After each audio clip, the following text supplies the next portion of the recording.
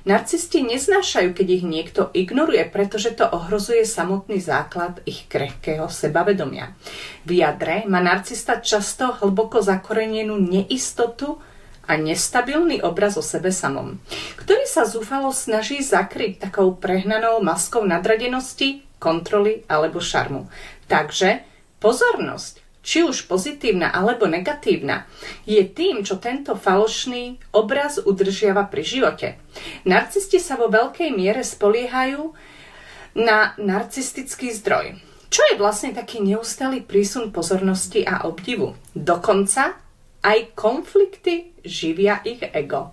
Tento narcistický zdroj im pomáha regulovať ich sebahodnotu a udržiava ilúziu nadradenosti.